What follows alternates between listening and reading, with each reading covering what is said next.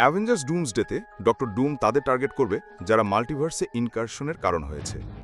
এখন যদি আমরা মাল্টিভার্স সাইডে আবার ফিরে দেখি, তাহলে এমসিইউতে অন্তত 4-5টা এমন ইভেন্ট হয়েছে যা মাল্টিভার্সের ব্যালেন্স নষ্ট করেছে, আর ডক্টর ডুম সেই ক্যারেক্টারগুলোর বিরুদ্ধে যাবে। প্রথমেই আসে স্পাইডারম্যান। নো ওয়েতে হোমে পিটারের কারণে স্পেস টাইমে গন্ডগোল হয়েছিল, যার ফলে 3টে আলাদা ইউনিভার্সের ক্যারেক্টার একসাথে এসে পড়েছিল, আর ডুম এটা টের পেয়েছে।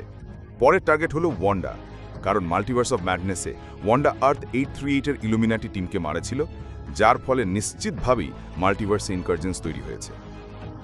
এখন ওয়ান্ডা তো মারা গেছে, তাই ডম তার সেকেন্ড ভিকটিম অর্থাৎ ডাক্তার স্ট্রেঞ্জকেই টার্গেট করবে। স্টিভ রজার্স সময়ের মধ্যে ফিরে গিয়ে পেগির সাথে থাকার সিদ্ধান্ত নিয়েছিল, তাই সেও ডমের হিট লিস্টে থাকবে। এরপর দ্য মার্ভেলসের শেষে মনিকা র্যাম্বো এক্সম্যান ইউনিভার্স আটকা পড়েছে, যেখানেই এখনও আছে, তো ডম ওর জন্য নিশ্চয়ই যাবে। আর ডমের শেষ টার্গেট থাকবে লোকি আর সিলভি, কারণ লোকি আর সিলভি মিলেই রিমেন্সকে মারিয়ে ব্রাঞ্চ টাইমলাইনগুলোকে বাড়িয়ে দিয়েছে।